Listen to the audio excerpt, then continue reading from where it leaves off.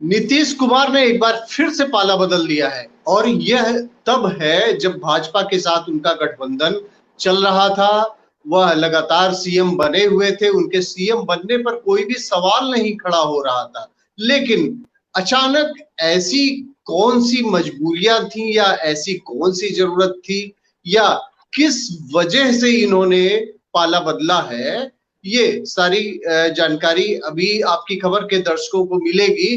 जैसा कि आप देख पा रहे हैं, हमारे साथ में पैनल में शिव कुमार द्विवेदी जी हैं, जो डिटेल में आपकी खबर के दर्शकों को बताएंगे कि आखिर ये नीतीश कुमार ने पाला क्यों बदला है। और जैसा, हाँ, एक मजेदार चीज और भी बताना चाहेंगे आप लोगों को, ट्विटर पर ट्रेंडिंग में पलटू राम चल रहा है और ये बार बार पाला बदलने की जो रणनीति रही, इसका क्या इनको फायदा होता है, क्या खामियाजा होता है और क्यों ऐसी जरूरत पड़ गई, या इसके पीछे कई और कारण हो सकते हैं। कुछ हो सकता है उनके दिमाग में कोई और भी खिचड़ी चल रही हो।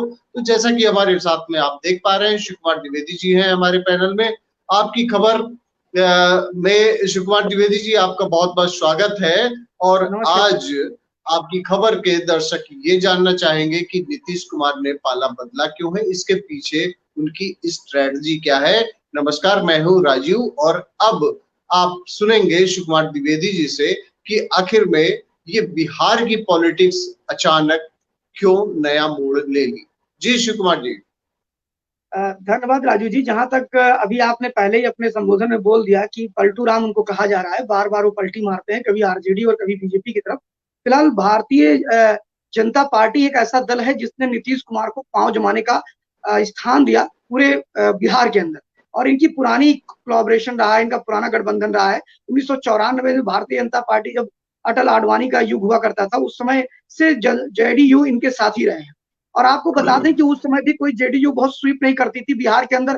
पहली बार जब जेडीयू बीजेपी गठबंधन लड़ा था तो अधिकांश सीटें भाजपा ने जीती थी और दूसरे नंबर की पार्टी थी, यानी हमारे छोटे भाई की हैसियत में थे। और उसके बावजूद भी भारतीय जनता पार्टी ने तब भी, अब सरकार बनाने की हैसियत में तो दोनों नहीं आए, लेकिन तब भी पहली बार के गठबंधन चुनाव में भी हमने, भारतीय जनता पार्टी ने कहा था कि यही हमारे मुख्यमंत्री के प्रत्याशी हो।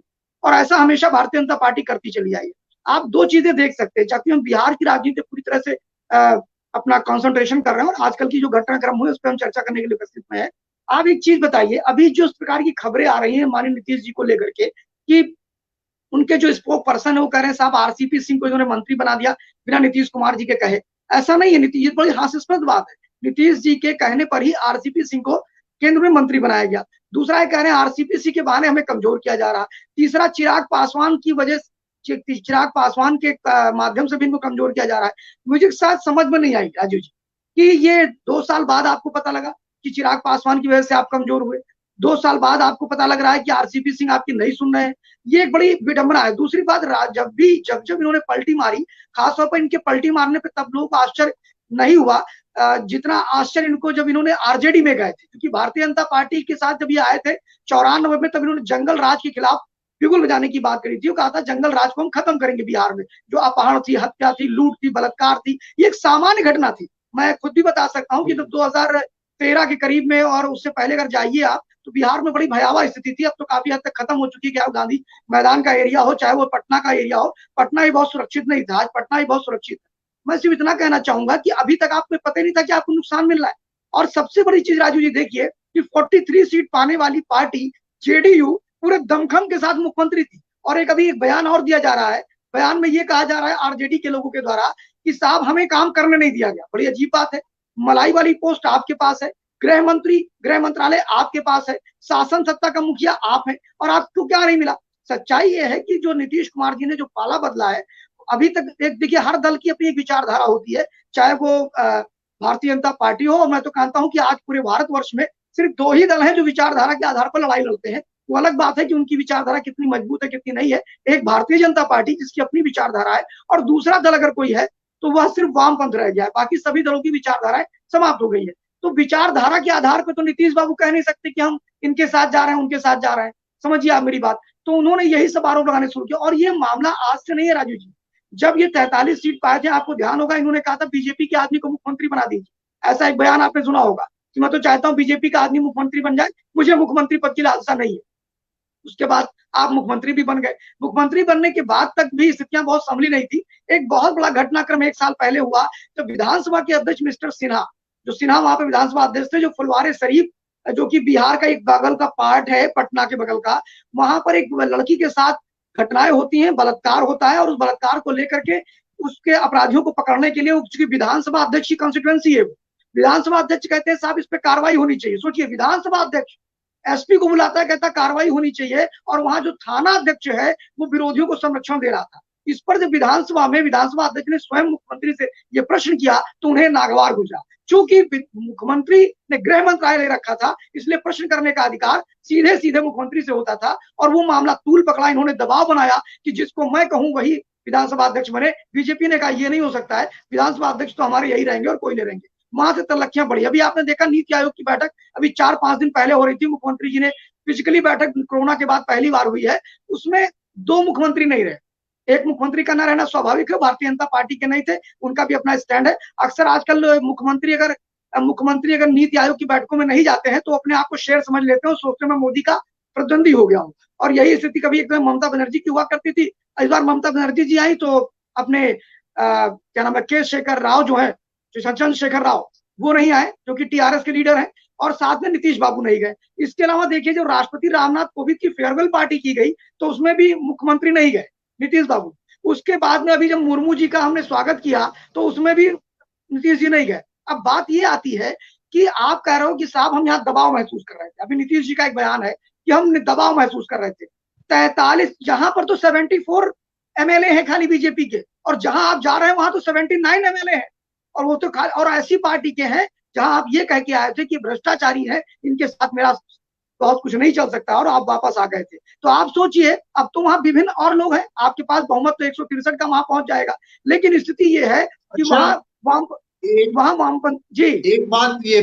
एक बात ये भी सामने आ रही है कि इनको इस बात का भी डर दिख रहा था कि कहीं महाराष्ट्र में जिस तरीके से सत्ता परिवर्तन हो गया, और कहीं ऐसा ना हो, क्या ये भी एक इनसिक्योरिटी इनके अंदर दिख रही थी क्या? नहीं, ऐसा नहीं था। इन्हें ये पूरी तरह से पता था कि भारतीय जनता पार्टी गठबंधन धर्म निभाने में बहुत आगे है, और शायद यही कारण है कि भाजपा का कार्यकर्ता बिल्कुल मसक रहा था, मचल रहा था, अंतर मन से बिल्कुल अपने आप को विक्षोभ महसूस कर रहा था, आत्मग्लानि से भर गया था वो नीतीश बाबू के साथ। इनके लीडर जब चाहते थे तब बोलते थे। आप देखिए, लगभग 5 महीने से किसी प्रकार की बयानबाजी भारतीय जनता पार्टी के लोग नहीं कर रहे, और वो भी तब नहीं कर रहे जब आईसिस के लोग बरामद हो रहे हैं पूरे बिहार के अंदर। वो भी तब नहीं कर रहे हैं जब अग्निवीर जैसी स्कीम का विरोध हुआ और सबसे अधिक उसकी क्षति अगर कहीं पहुंचाई गई तो बिहार के अंदर पहुंचाई गई, और उसके गृह मंत्रालय लॉ एंड ऑर्डर देखने का काम ये स्टेट गवर्नमेंट का होता, और उसके जो लॉ एंड ऑर्डर को निपटाने का काम कर रहे थे वो नीतीश बाबू का था। क्योंकि वो मुख्यमंत्री के साथ साथ गृह मंत्री थे, तब भी भाजपा का कार्यकर्ता जो था वो मसोस के रह जा रहा था। और अभी आपने शायद ध्यान होगा राजू जी, 1 महीने पहले की बात है, पीएफआई को लेकर के उनके एक मंत्री जो एक सरदार थे आईपीएस, उन्होंने तो ये बयान दिया कि जैसे आरएसएस की ट्रेनिंग होती है ऐसे पीएफआई की ट्रेनिंग हो रही है, उसमें गलत क्या है? ये भी एक बड़ा विषय था। मतलब भारतीय जनता पार्टी का कार्यकर्ता जिस राष्ट्रवाद को लेकर के चल रहा है, जिस देश प्रेम को लेकर के चल रहा है, जिस आतंकवाद के विरोध की बात कर रहा है, उसके गठबंधन की सरकार में उसके मंत्री, उसके अधिकारी इस प्रकार की अगर बात करें तो ये जायज नहीं हो सकती है। भाजपा कार्यकर्ता बहुत दबाव महसूस कर रहा था। उसके बाद बताता हूं आपसे, अभी पीएफआई की बात तो आपने मैंने जो छाई है, पीएफआई के साथ साथ आपने देखा होगा कि 50 से अधिक प्राइमरी स्कूल जो प्राथमिक पाठशालाएं थी वहां पर शुक्रवार को छुट्टी थी। अभी तक ये घटना हम झारखंड की सुनते थे, लेकिन ये पटना के आसपास के इलाकों में सुनाई पड़ी, और इस पर मुख्यमंत्री नीतीश कुमार मौन रहे। तो जो भारतीय जनता पार्टी का जो योगी मॉडल है, अब वो मॉडल वहां काम कर सकता है, और भारतीय जनता पार्टी के लिए बहुत विस्तार मिल सकता है। और जब जब इन्होंने नीतीश कुमार को छोड़ा तब तक इनका जनाधार बढ़ा, तब तक इनकी सीटों की संख्या बढ़ी, चाहे वो 2015 की चर्चा कर लीजिए और चाहे वो अब की चर्चा कर लीजिए। और मेरा ये मानना है, देखिए, जिन्होंने 2013 में नीतीश कुमार जी ने भारतीय जनता पार्टी को छोड़ा सिर्फ मोदी जी के विरोध में और कहा कि हम सांप्रदायिकता के साथ नहीं रह सकते, तो फिर आप इतने दिन तक कैसे रह गए? अब आप सांप्रदायिक नहीं थे क्या? मैं पूछता हूं। मुझे याद है कि अकाली दल की एक रैली थी जिसमें शपथ ग्रहण अकाली दल को लेना था। दूसरी बार वो सरकार में आए थे 2013 में, और वो 14 के करीब में, और माननीय नीतीश कुमार जी वहां पर गए थे और हाथ पकड़ा था उन्होंने मोदी जी के साथ, हाथ मिला के खड़े थे वो। तब आप सांप्रदायिक नहीं होते पंजाब में। जैसे ही आप बिहार पहुंचते आप कहते हो भाजपा सांप्रदायिक हो गई है। तो अब ये नौटंकी नहीं चलने वाली है। अब बिहार की जनता ये जान गई है कि आप अपनी महत्वाकांक्षा, क्योंकि आप विचारधारा तो है नहीं ना, विचारधारा के आधारित कोई दल है, तो ठीक ये है। बिहार। ठीक। एक चीज और बताइए, जो खबरों में आ रहा था कि पहले एक डिप्टी सीएम हुआ करते थे, अब 2 डिप्टी सीएम बना दिए गए, इससे बहुत ही असहज थे, इसके पीछे क्या मामला है? देखिए, वो सीधी बात ये चाहते थे, अगर मैं एक शब्दों में कहूं, अगर आप इस टैगलाइन को चलाना चाहें तो चला भी सकते हैं, कि नीतीश कुमार जी सदैव भारतीय जनता पार्टी को ही अंदर अंदर काट रहे, समाप्त कर रहे थे।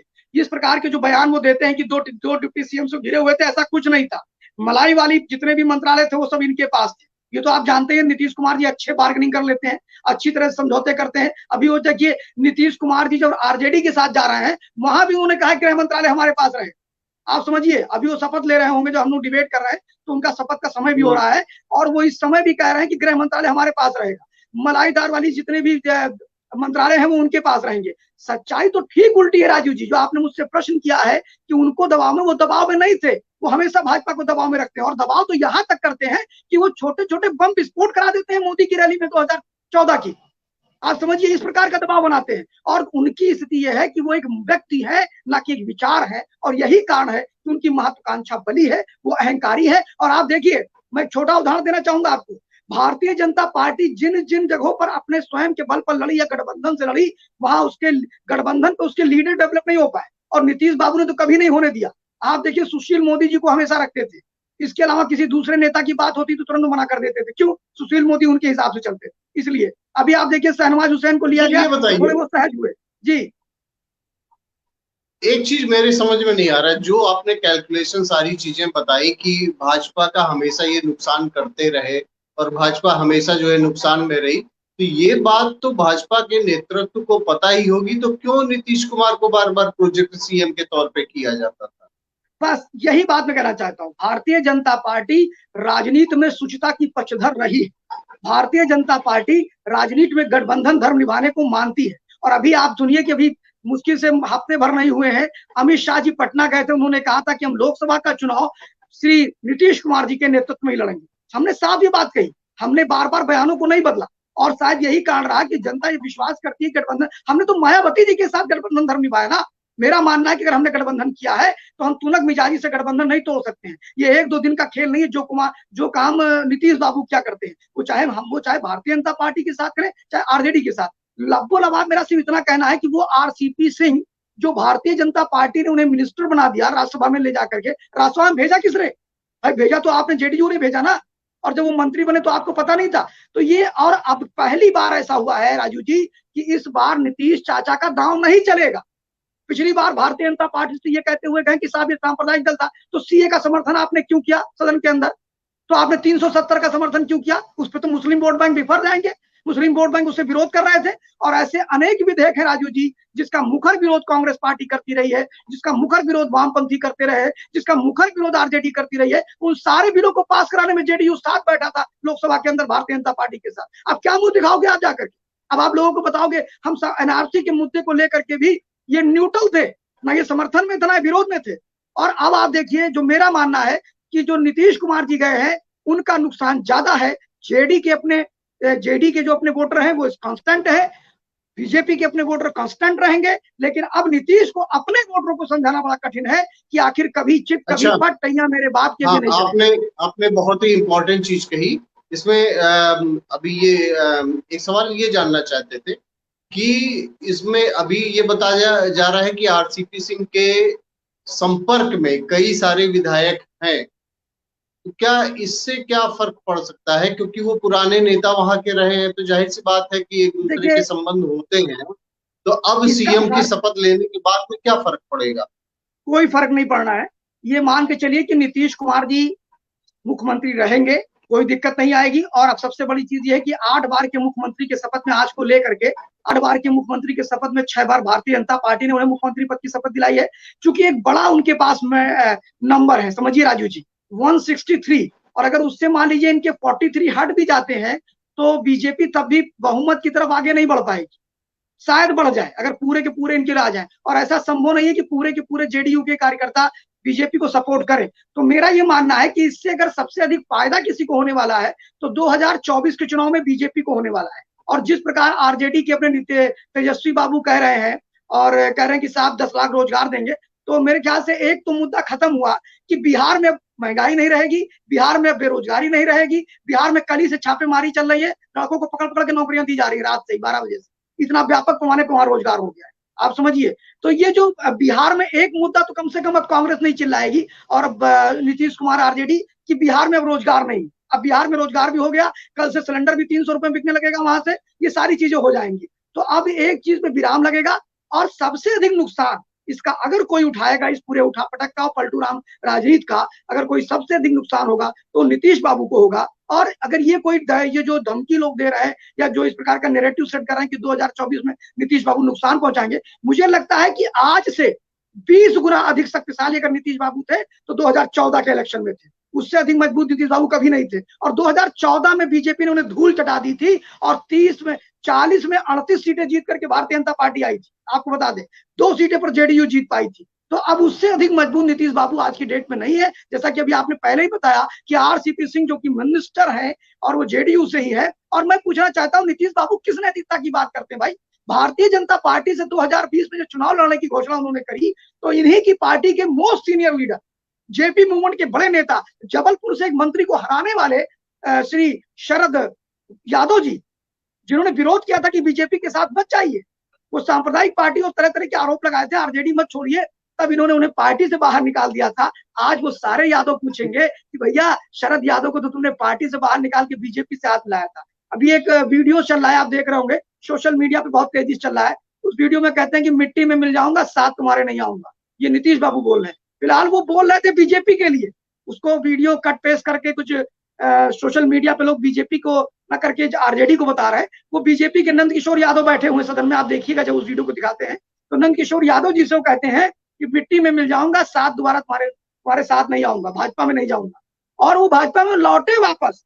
तो आप ये धैर्य रखिए, हो सकता है 2024 तक नीतीश बाबू पुनः वापस भी आ जाए, हो सकता है 2024 तक नीतीश बाबू बिल्कुल समाप्त हो जाए, लेकिन एक चीज तय है, एक चीज ये तय है कि भारतीय जनता पार्टी अब बिहार में मजबूत होने जा रही है।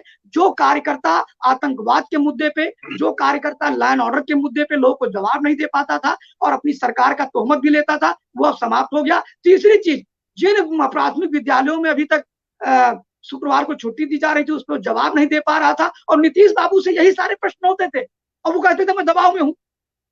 सरकारी संपत्तियों को आप क्या ऐसे किसी धर्म विशेष को दे देंगे क्या, लीज पे दे देंगे आप क्या? यह परिस्थिति थी और यही दबाव उनका था कि वो खुलकर मुसलमानों के लिए लोग नहीं बोल पा रहे थे, लेकिन अंडरस्टूड मामला था उनका। आपको ध्यान होगा कि दुर्गा पूजा में हिंदुओं को मारा गया था, दुर्गा पूजा की रैली में। ये सब बहुत सी ऐसी पीड़ाएं थी कार्यकर्ताओं के मन की जो नीतीश बाबू के शासनकाल में बहुत दिक्कत थी। आप देख रहे होंगे कि बिहार के अंदर बीजेपी के नेताओं को अरेस्ट करके डाला जा रहा था और बीजेपी और जेडीयू के गठबंधन की सरकार छोटी छोटी बातों पे और बड़े बड़े अपराधी बाहर घूम रहे थे। ये एक बड़ी बात है कि जी बता दीजिए, ये एक बड़ी बात है कि लॉ एंड ऑर्डर के मुद्दे पर सिर्फ और सिर्फ उन्हीं पे कार्रवाई हो रही थी जो नीतीश बाबू का विरोध कर दे रहे थे। और आज की डेट में नीतीश बाबू ना तो प्योरली मुसलमान बन पाए और ना पूरे हिंदू बन पाए। और मुझे जो लगता है, ये मेरा अपना प्रोडक्शन है राजू जी, मैं ये नहीं कहता ये किसका प्रोडक्शन है, मेरा अपना प्रोडक्शन है और मेरा ये प्रोडक्शन कहता है कि अगर भारतीय जनता पार्टी अगर योगी मॉडल को लेकर के अगर कूद गई बिहार में, क्योंकि बिहार और उत्तर प्रदेश में रोटी बेटी का संबंध है, बिहार के अधिक लोगों का रोटी बेटी का संबंध, यानी उन्होंने बहन बेटियां बिहार के लोगों ने यूपी में बे रखी है और यूपी के लोगों ने बिहार में बे रखी है, लगभग मिलता जुलता है। और अगर इन्होंने योगी मॉडल को वहां अपना लिया, हर हर बम बम कर दिया और अपने उसी राष्ट्रवाद के मुद्दे पर प्रखर बने रहे, तो मेरा ये चैलेंज है कि 2024 में आपकी 40 की 40 सीटें पूरी भाजपा लेकर के जाएगी। और इन्होंने क्या षड्यंत्र नहीं किया क्या नीतीश बाबू ने? भाई मैं पूछता हूँ, उपेंद्र कुशवाहा जो कि इस समय वहां पर है रासलोपा के हैं, उपेंद्र कुशवाहा को इन्होंने तोड़ा कि नहीं तोड़ा? बीजेपी के प्रत्याशियों के खिलाफ इन्होंने उनके कैंडिडेट उतारे कि नहीं उतारे? और मुझे लगता है कि बीजेपी ने कम नहीं किया कि जिस समय चिराग पासवान ने पार्टी लेवल पर संसदीय दल का अपने आप को नेता घोषित करने का प्रयास किया, उस समय उन्होंने क्या नाम रामविलास पासवान के भाई पशुपति पारस को उन्होंने बनाने का काम किया बीजेपी ने, इन्हीं के लिए किया ना, नीतीश कुमार के लिए सैक्रिफाइस किया ना, वरना तो एक यंग नेता को नेतृत्व देते और वो उनका पुत्र था पारस, पशुपति पारस जो है वो तो उनका भाई था, लेकिन एक उसका पुत्र था जिसकी वैधानिक सल्तनत उसी के पास होनी चाहिए थी, उसके बावजूद बीजेपी ने इतना सैक्रिफाइस किया। और नीतीश बाबू का जाना भारतीय जनता पार्टी के लिए 200% फायदेमंद है और आरजेडी के लिए, और आरजेडी के लिए फायदेमंद है। लास्ट ये बताई हुई है कि जिस तरीके से सोनिया गांधी ने बधाई दी है और संयोजक बनने का प्रस्ताव दिया है, इसका असर क्या पड़ेगा? क्योंकि अब समय समाप्त हो रहा है, तो इस पे जरा आप बताएं कि क्या लगता है आपको? देखिए, सीधी बात, सोनिया गांधी उनको अगर इसमें प्राइम मिनिस्टर कैंडिडेट घोषित कर देंगे तो कोई फर्क नहीं पड़ता, क्योंकि एक बड़ी पार्टी का आधार चाहिए लोकसभा चुनाव में लड़ने के लिए। लोकसभा चुनाव में वही दल जंप करेगा जिसके पास बहुत बड़ा आधार होगा। आज की डेट में भारतीय जनता पार्टी से ज्यादा ना तो किसी के पास कार्यकर्ता है, ना उनसे ज्यादा राज्यों में सरकारें हैं, ना उनसे बड़ा किसी का संगठनात्मक ढांचा है। आज की डेट में कांग्रेस पार्टी क्या बात करेगी साहब? एक राज्य में खाली कांग्रेस पार्टी सरवाइव कर रही है। आप राजस्थान को ले लीजिए और क्या नाम है, छत्तीसगढ़ को ले लीजिए, 2 राज्यों को सरवाइव कर रही है। बाकी जगह कांग्रेस पार्टी का आधार ही नहीं रहेगा। उत्तर प्रदेश, जो कि कांग्रेस पार्टी कभी गढ़ हुआ करता था, 40 वर्षों में वहां ये स्थिति आ गई है कि उनके पास विधान परिषद में एक सदस्य तक नहीं बचा है। और 40 वर्षों में ये स्थिति आ गई है कि आज मात्र एक सोनिया गांधी को छोड़कर उनका कोई मेंबर ऑफ पार्लियामेंट नहीं है। तो अगर आज अभी आप ये कह दीजिए कि कम्युनिस्ट पार्टी इनको प्राइम मिनिस्टर कैंडिडेट घोषित कर रही है, तो कोई फर्क पड़ेगा क्या? आप बताइए। अगर आप कह दिए तृणमूल कांग्रेस इनको प्रधानमंत्री मान रही है, तो कोई फर्क पड़ेगा क्या? नहीं पड़ेगा। तो कांग्रेस पार्टी तो तृणमूल से भी गई गुजरी हो गई है आज की डेट में। तो कांग्रेस पार्टी पहले अपने राहुल गांधी जी और अपनी पार्टी की संरचना को ठीक करे। नीतीश बाबू को लाके उसका कोई लाभ नहीं, क्योंकि नीतीश का जो क्रेडिबिलिटी थी, नीतीश की जो विश्वसनीयता थी, नीतीश की जो प्रतिष्ठा थी, वो जो उनका प्रभाव था, वह दोबारा जाने से, समझिए आप, एक बार आपने कहा साहब ये सांप्रदायिक पार्टी भारतीय जनता पार्टी, हम आरजेडी के साथ जा रहे हैं। आरजेडी के साथ जब आपने छोड़ा तो आपने प्रेस में आकर के बोला कि इनके साथ सत्ता संचालन करना हमारे कठिन है, क्योंकि ये भ्रष्ट लोग हैं। और शायद इन्होंने ही, वो जो लालू प्रसाद यादव जी जेल गए थे, वो पृष्ठभूमि तो बना के नीतीश भाई गए थे ना अपने। नीतीश कुमार जी उस पर जांच लगा के कर गए थे, तब वो आईआरसीटीसी के घोटाले में जेल काट करके आए। यही तो करके गए थे। उसके बाद बहुत से ऐसे प्लाट थे जो पटना के अंदर कई प्लाटों की बात थे और सारी चीजें, मुद्दा उठाए नीतीश भाई थे। अब आप कह रहे भ्रष्टाचार छोड़ के आए, तो पब्लिक पूछेगी ना इनसे, वो समाज पूछेगा, जनमानस पूछेगा कि भाई अब भ्रष्टाचारियों के साथ हाथ क्यों मिलाया, जिस जंगल राज के खिलाफ आप खड़े हुए थे। तो आज एक बहुत बड़ा प्रश्न है कि भारतीय जनता पार्टी के लिए किसी सेटबैक की जरूरत नहीं है। भारतीय जनता पार्टी के जितने मंत्री थे वो अंडर प्रेशर वर्क कर रहे थे, कार्यकर्ता परेशान थे, क्योंकि जिस प्रकार इन्होंने आतंकियों को सड़गांव बनाया, पीएफआई को छूट दी, और इसके अलावा वहां पर क्या नाम है, प्राथमिक विद्यालयों में जिस प्रकार शुक्रवार को छुट्टी दी जा रही थी, व्यापक पैमाने पर मुस्लिम तुष्टिकरण किया जा रहा था, और भाजपा चाय के भी बोलने की हिम्मत नहीं कर पा रही थी गठबंधन धर्म के कारण। तो आज भारतीय जनता पार्टी के नेताओं का मुझे नहीं पता कि जो मंत्री बन रहे थे, चल रहे थे, मजा काट रहे थे, उनकी बात नहीं करता हूं राजू जी, लेकिन जो कार्यकर्ता था, सामान्य कार्यकर्ता था, जो चौक चौराहे पर बहस करता था, एक विचारधारा के लिए अपने आप को उत्सर्ग कर रहा था, वह आज बहुत प्रसन्न है। इस शपथ ग्रहण का रंच मात्र भी दुख भारतीय जनता पार्टी के कार्यकर्ता को नहीं, फिर मैं कहूंगा उन नेताओं को हो सकता है जो गाड़ियों से चल रहे। जी चलिए, आपने बहुत ही सारी चीजों को डिटेल में बताया। इससे लोगों को एक ये जानकारी, उनके अपने मत हो सकते हैं, लेकिन उनको जानकारी ये हुई कि आखिर में अचानक क्यों ऐसी जरूरत पड़ गई। एक चीज और जो मेरे समझ में आता है कि नीतीश कुमार को इस बात की भी इनसिक्योरिटी हो सकती है कि जेपी नड्डा ने ये बोला था कि कुछ दिनों में जो भारतीय राजनीति है, इसमें जो क्षेत्रीय पार्टियां हैं वो अब नहीं बचेंगी, क्षेत्रीय पार्टियां समाप्त हो जाएंगी। तो ये भी एक डर हो सकता है कि क्षेत्रीय पार्टियां एक हो गई हो कि किसी तरीके से सर्वाइवल हो सके। कुछ आप कहना चाहते हैं तो अब आप कंक्लूड करें, क्योंकि टाइम समाप्त। मैं कंक्लूड करना चाहूंगा राजू जी। भारतीय जनता पार्टी के जो जेपी नड्डा जी के इस बयान को कई लोग कोट कर चुके हैं और आपने भी कोट किया, इसलिए मुझे जवाब देने की आवश्यकता पड़ी है। भारतीय जनता पार्टी के जेपी नड्डा जी जो राष्ट्रीय अध्यक्ष, उन्होंने जो बयान दिया, उस बयान में उन्होंने क्षेत्रीय पार्टियों के लिए कहा, अपनी सहयोगी पार्टियों के लिए नहीं बात कही। दूसरी चीज, जेपी नड्डा के बयान को इतनी तरहीज दी जा रही है, लेकिन अमित शाह जी के बयान को क्यों नहीं दिया जा रहा है? क्योंकि गृह मंत्री देश क्यों भी 4 दिन पहले पटना में जाकर उन्होंने कहा नीतीश कुमार जी के साथ में नेतृत्व लेंगे। सीधी बात यह थी कि एक हमारे यहाँ कहावत कही जाती है कि रोवे का मन रहा तो इन्हें टिपिया दिन तो रोवे लागे। तो इतना ही समझ लीजिए कि उनको रोना था तो रो रहे हैं। और दूसरी चीज, भारतीय जनता पार्टी गठबंधन धर्म किससे निभाती है, मैं यही आपको बताना चाहता हूँ। 2 फर्क कि नीतीश कुमार जी में और आपके शिवसेना में। शिवसेना भी भारतीय जनता पार्टी को 2 ही लीडर ऐसे थे जो देश में, जो अटल और आडवाणी की जोड़ी को बार बार शर्मसार और लज्जित करने का काम कर रहे थे गठबंधन में रह करके, और तब भी भाजपा ने उनसे गठबंधन नहीं तोड़ा। एक स्वर्गीय श्री बाला साहब ठाकरे, जिनके मन में जो आता था वो करते थे, कभी राष्ट्रपति चुनाव में समर्थन करते थे, कभी नहीं करते थे, भाजपा की कुछ नीतियों का विरोध करते थे, और वो भाजपा को धमकी देते थे। और आज वही स्थिति नीतीश कुमार करते रहते। लेकिन अब मोदी युग आ गया है राजू जी, अब ये नहीं चलेगा कि आप संख्या में भी कम हो, आप वहां पर पीएफआई को संरक्षण भी दें, आप हमारे लोगों को अंदर भी करें, हमारी पार्टी के विधानसभा अध्यक्ष के एरिया में बलात्कार होता है उसको पकड़ने के लिए अपराधियों को संरक्षण दें, और हम आपके साथ बैठे रहे। तो अब सिद्धांत बदल गए और शायद यही कारण है कि आज शिवसेना को भी दिक्कत हो रही है और जेडीयू को भी दिक्कत। और आपको बता दूं 2019 के चुनाव से पहले, राजू जी बस एक समाप्त करता हूं, मुझे पता है कि आपको दिक्कतें हैं इस समय, तो 2013 में जो चुनाव था, 2014 का चुनाव, उससे पहले लोगों ने क्या कहा था, 19 के चुनाव से पहले हमसे टीआरएस कट के चला गया, हमसे चंद्रबाबू नायडू की पार्टी कट के चली गई, बहुत पार्टियों ने हमसे गठबंधन तोड़ लिया। एवं देन अगर आप बात करें तो शायद मेरे ख्याल से इन्होंने भी गठबंधन तोड़ा, अकाली दल ने भी हमसे गठबंधन तोड़ा, सबने तोड़ा, और उसके बावजूद Bharatiya Janata party best performance करते हुए 305 सीटें अपने बल पर जीत के आई है। तो 2024 के लिए आश्वस्त रहिए, वो बिहार की जनता माता जानकी की नगरी है, माता जानकी की धरा है, मगध नरेश की धरा है, और वह शास्त्रों की धरा है, वो भारतीय संस्कृति की धरा है, वो आपको निराश नहीं करेगी, वो भारत और राष्ट्रवाद को जिंदा रखेगी, वो बिहार की धरती। इन्हीं शब्दों के साथ मैं अपनी वाणी को विराम। चलिए, बहुत अच्छा। और इसीलिए आपकी खबर के जो व्यूअर्स हैं वो आपको सुनना चाहते हैं, क्योंकि इतनी डिटेल में सारी चीजें आपने बताई। हालांकि आपने भाजपा के पक्ष में सारी चीजें बताई हैं। अब आज से नीतीश कुमार फिर से सीएम थे, फिर से हो गए, लेकिन सिनेरियो चेंज हो गया है। अब देखते हैं इसका क्या फर्क पड़ेगा, और आने वाले चुनाव में जो लोकसभा के चुनाव होंगे उसमें क्या फर्क पड़ेगा। आपकी खबर के व्यूअर्स का और शिव कुमार द्विवेदी जी आपका बहुत बहुत धन्यवाद। धन्यवाद।